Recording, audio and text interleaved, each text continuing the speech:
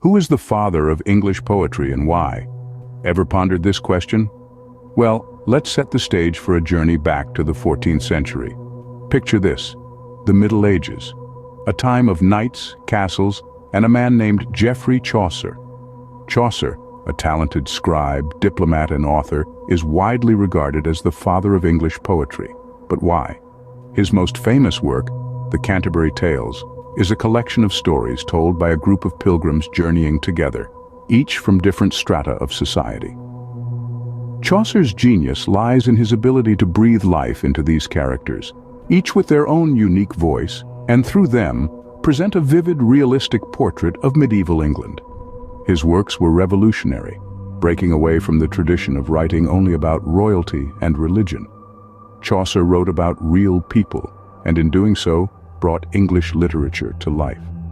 Stay with us as we delve deeper into the life and works of this remarkable literary figure. Geoffrey Chaucer, born into a family of London wine merchants in the mid-14th century, was a man of many talents. He was not merely a poet, but also a philosopher, courtier, diplomat, and civil servant.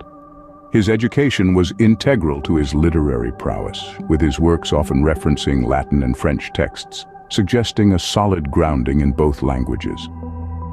Chaucer's career was as diverse as his talents. He was a courtier, a diplomat, and a civil servant, serving 3 kings of England, and undertaking diplomatic missions across Europe. His experiences in these roles provided him with a wealth of material for his literary works, enabling him to draw from a broad range of social classes and occupations. His most renowned work, the Canterbury Tales, is a collection of stories told by a group of pilgrims on their way to Canterbury.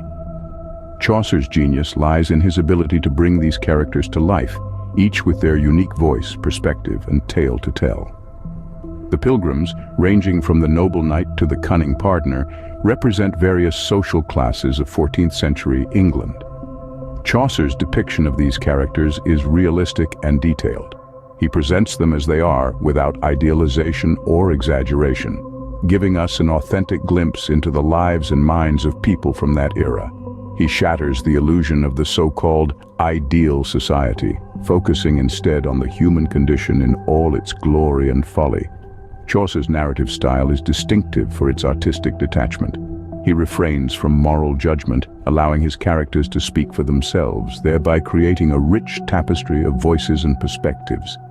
This approach, combined with his acute observation of human nature, makes his work not just a mirror of his times, but also a timeless reflection of humanity.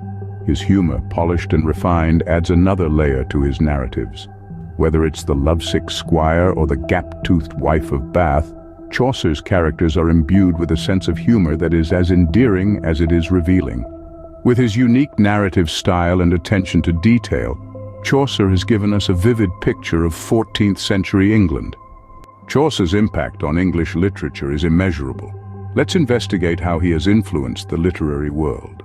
Chaucer's works, particularly the Canterbury Tales, laid the foundation for the modern English language. His vivid, realistic portrayal of characters across various social strata was groundbreaking. He gave voice to the merchant, the clergyman, the knight, and the peasant alike, setting a precedent for future writers to depict a broad spectrum of society in their works.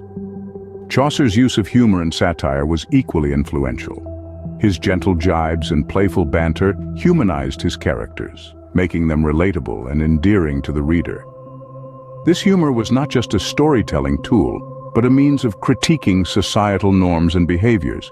His humor, polished and refined, contributed significantly to the development of these literary devices.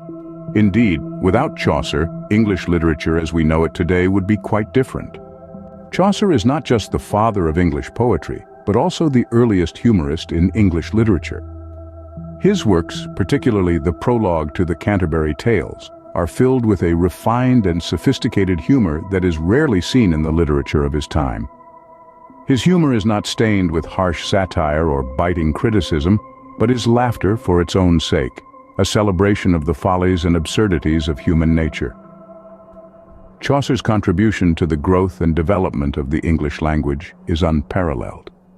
He was one of the first writers to use English, in a time when Latin and French were the dominant languages of literature. He introduced new words, idioms, and expressions to the language, many of which we still use today. In addition to his linguistic contributions, Chaucer was also an innovator in versification.